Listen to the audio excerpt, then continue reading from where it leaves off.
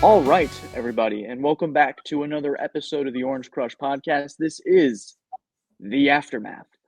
Clemson and Duke engage in quite the battle on Saturday afternoon, David. 46-45. At one point, I thought in my mind, is this game destined for one of those 4-3 quadruple, double, triple overtimes that would have lived on forever? And I think this game will live on forever for a variety of reasons. Sweeney talks about it afterwards. Just horrible, horrible pass defense. And then a pass interference call that's as bad as he's ever seen in his entire coaching career. I'm going to let you take it away first. A lot of stuff to cover, but I wanted to give you the opportunity to open it up. Yeah, I have to put my phone on Do Not Disturb first because obviously people are angry.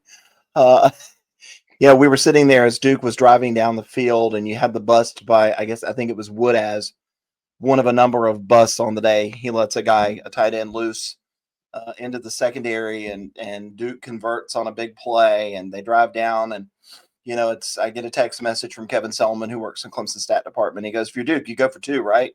Like, yeah, of course you do. You turned to me and said, "If you're Duke, you go for two, right?" Absolutely, you do. It's just the way it was. Clemson's defense wasn't going to stop them. Yes, had a chance on that fourth down. Mensah had really nowhere to throw the football. He's backpedaling. He throws it. And the bad thing is that if the ref makes the right call, which is either offensive pass interference or a no call, Clemson wins the game.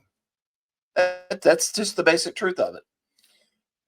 But you really shouldn't be in that position if you're Clemson. The defense should not give up 482 billion yards to Duke, as good as their offense can be. You shouldn't have all of those busts in coverage. You shouldn't have given up a touchdown on special teams where a guy went 100 yards, and I don't think anybody ever laid a finger on his jersey. Nope. I mean, he just kind of went to the side and was just like, yeah, I'm going to take this to the house now. You've got guys that should be able to kick it through the back of the end zone. That didn't happen. Special teams failures, defensive failures, the use of timeouts at the end of the game and at different times where it looks like Clemson doesn't know what they're doing. It all adds up to an L. And now, as I've written in a couple of stories, rare air. First time since, 1952. Clemson's got to beat Florida State next week, or it will be the first time since 1952 Clemson's not beaten what we would call a Power 4 team at home. And they have to win 3 of 4 to make a bowl game and reach that eligibility. If you had told me it's November 1st, if you had told me that August 1st, so fall camp just starts, July 31st, I believe, was the first day, and you had said on day 2, hey, they're going to be 3-5 in November, I would have been, what? Are you kidding? Like, you would have never would have guessed it. And I think this game was so emblematic of what this season's turned into, where one side, Clemson's offense, might have the best day it's had all year. Cade Klubnik, best performance I've seen since probably Texas. Yeah. And defense can't stop a nosebleed. The execution, I think Sweeney at one point was pointing to all of his players on the sideline and the coaches and saying, bust, bust, bust, bust, talking about sort of the defensive coverages they whiffed on a continuous basis. And so I think a real frustrating day for the fan base, because I think you could tell, David, once Clemson tied it up at 21, the juices were flowing. Everyone was really wanting this game. And I put out on Twitter, this is as juice as I've seen the building since the LSU opener, where everyone. The shirtless guys were having a great time. They were. Shout out to those guys. I don't know who started it, but have you seen that on different bad football teams? They've kind of banded together in a crowdless part of the student section or a crowdless part of the stadium and just started whipping the shirts around. It's been quite the time.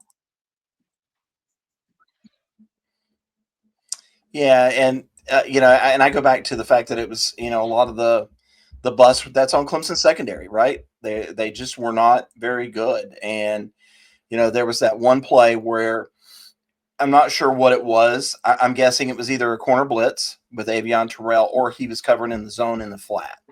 Probably a corner blitz, and he kind of reads it fast. Hannafin's got to come over there.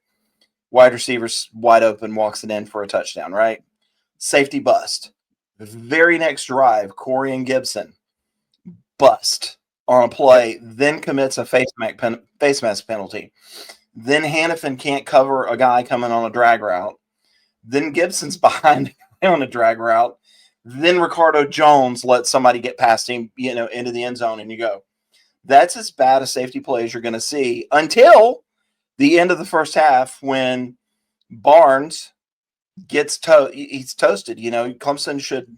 Duke goes for it on fourth down again. You think Clemson's going to stop them and get out of the half 28-21 lead.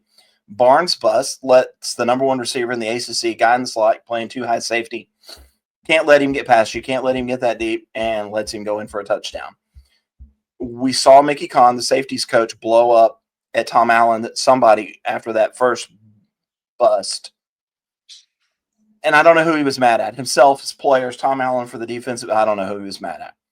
But you have used the word emblematic. That is emblematic of this team. The offense would score a touchdown and the defense would bust. Yeah. Pretty much like it was all day. I think defensively, you felt like they had kind of started to figure it out in that third quarter. And a lot of it came down to the line of scrimmage, where it was whether Darian Mensah was going to sit there completely comfortable, or there was a little bit of chaos, and he's not prone to running. So anytime you felt like you got him out of the pocket, it was a win for this unit. So overall, you're kind of just sitting there, and every time there was a clean pocket, there was a 20, 25-yard gain for Duke, and it just kept piling up and piling up. And I think for this offense, best day you'll have probably all season. I know Duke's defense isn't very good, but they were in control. They were balanced on offense. I'd love to touch on that real quick. Garrett Riley had mentioned on Tuesday, we got to get these running backs besides Adam Reynolds. We got to get them involved. Gideon Davidson had his best day as a Tiger. And I think the one thing that you and I mentioned was the pass protection, much improved compared to LSU, where sometimes blitzing linebacker was just free at that point. Davidson picked up a lot of crucial blocks. Yeah, can't really blame the offense for that today. They played extremely well. Gideon Davidson picking up blitzes, 4 receptions for 44 yards, I think, if I'm remembering right. Rushed for another 51, almost 100 yards of total offense. Great to see him get out there. DJ Moore with that long touchdown on kind of that little quick flick out to him out in the flat. He takes it 75. Antonio Williams, 10 receptions. Almost a career high in receiving yards. Didn't quite get there because of the late play. Season high in yards, season high in points. Clay Klubnik played really well. Thought Christian Bentancur blocked really well for the tight ends who didn't really get a lot of receiving play. But you're going to go back if you're Clemson and you're going to look at this. And if there's an offensive series that kind of gets you, you were absolutely rolling on offense. You've scored on 6 of 7 drives. You get down inside the Duke 10-yard line, and I'm like, oh, my goodness, whatever you do right here, you just keep doing what you're doing. Don't get cute. Don't get cutesy, right? Do not do that. And what happens? Can't help themselves. Just cannot help it. Going to throw a pass in the end zone to, let me check my notes, Chapman Pendergrass. Before we get back to this video, we'd like to thank the title sponsor for this podcast, Newton, Scott, and Associates. This team is headlined by Jeff Scott, former Clemson assistant coach and 2-time national champion, as well as Eric Newton, a longtime local and trusted real estate partner. These two are teaming up to provide a first-class experience for all Clemson fans. Whether you're looking to buy, sell, or build in the upstate area of South Carolina, you can trust Newton, Scott, and Associates. Choose the same team that Clemson coaches are selecting when they're looking to buy, sell, or build, all the way from Tigertown to Lake Kiowee. For more information, you can find them at newtonscottsc.com or by calling the number 864-722-9062. That's 864-722-9062. Now, let's get back to the video. It's one of those things where I would have understood a trick play to even Ian Sheffield at that point, who's an offensive player. Or you got Chapman Pendergrass, who's at the bottom of the barrel of the depth chart. You're running the ball really well on that drive. Even if you want to get cute with it by putting maybe Peter Woods as a fullback, at least that's worked before. So really frustrating, I think, where you had a couple fans below us being like, what? Who? If you score a touchdown there and don't get the field goal, they had to kick a field goal, right? If you score a touchdown there, Duke has to score twice to win, and they're not going to do that. Oh, maybe they would have. I don't know. But that's just the difference. It's just sometimes you just can't get out of your own way when it's not going well. And now it kind of becomes what is next for Clemson. We've written that a few times, and Dabo has always been able to right the ship. But now this is the worst it's ever been. This is worse than 2010. This is worse than he took over. And now he has hard decisions to make. And, somebody asked me, why didn't he make any changes during the open day? It's not his style. He's always going to kind of wait till the end of the season. But now, with things going so just off kilter, especially defensively, you feel like something needs to be done just to get everybody's attention. Yeah, I think that's fair. I think especially on the defensive side where you've got so many different issues, I'd probably start focusing your attention on the secondary. If you had to make a decision right now where it feels like out of sorts on there was a play that I think I tried to point out to you where they design a corner blitz to add a little bit more pressure to Mensa. And the way Dabo had kind of described it this week is that this is an RPO offense. You got to really stay disciplined. Mensa holds on the ball for maybe extra second.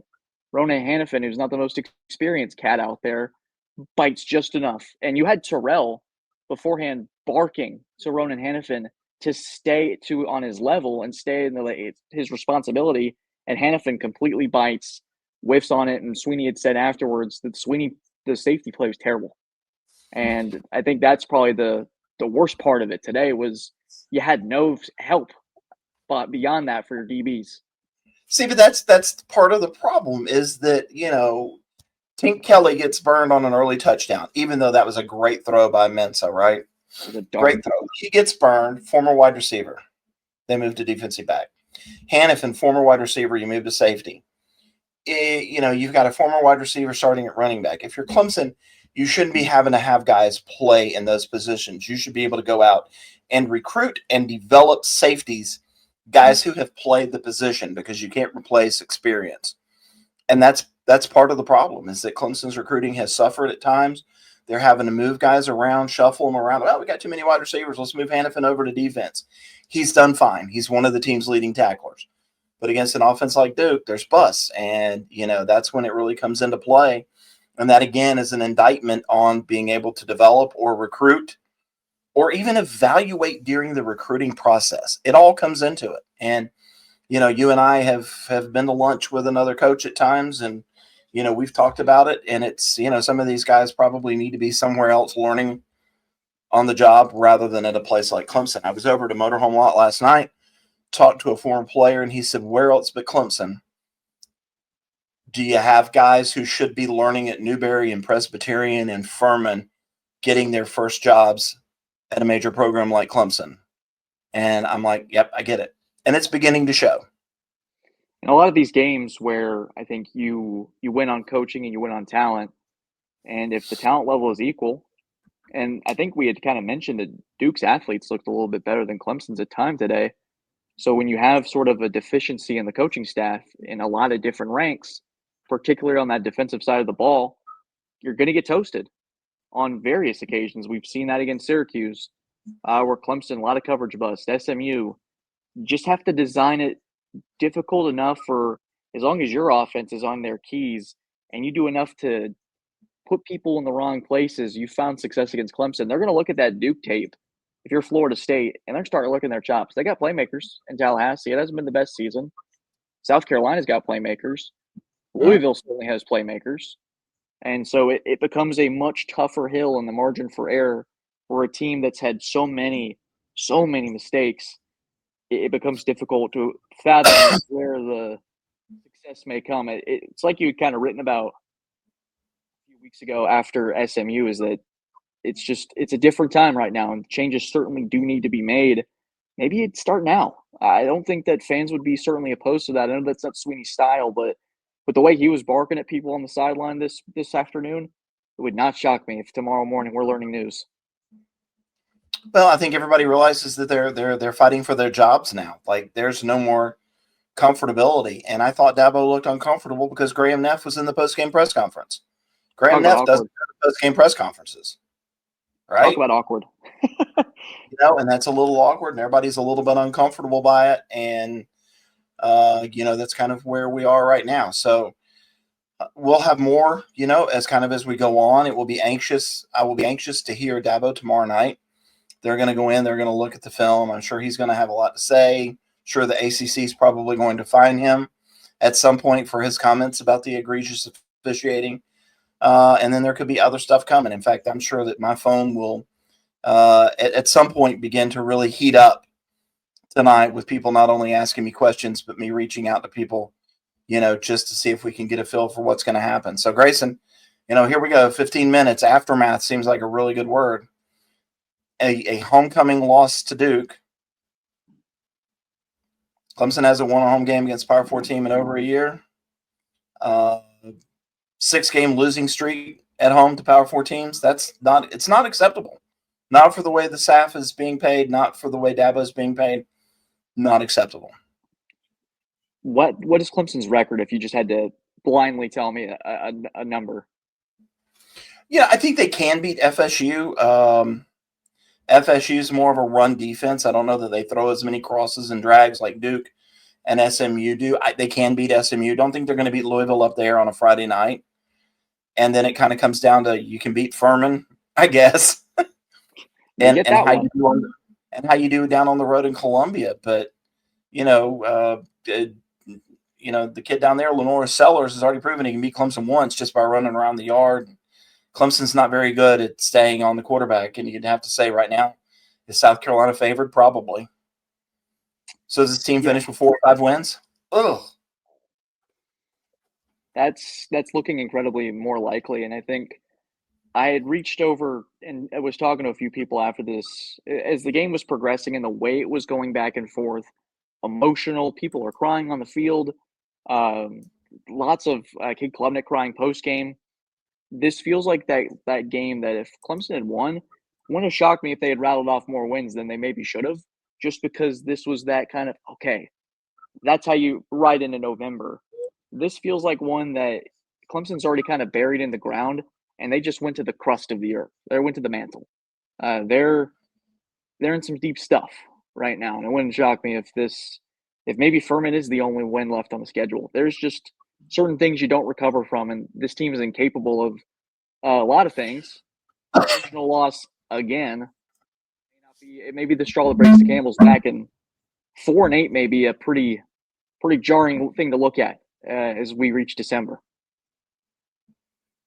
Well, it's November now, and there's still 4 games left, and we'll figure out what we've got. And again, looking forward to really hearing what Dabo Swinney has to say tomorrow night.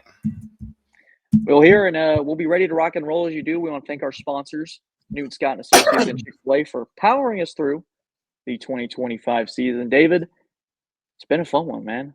Appreciate the time. And guys, thank you as always for tuning in. Subscribe for more. Football season's not done yet, and basketball season's right around the corner. Thank y'all. God bless y'all. Have a good one.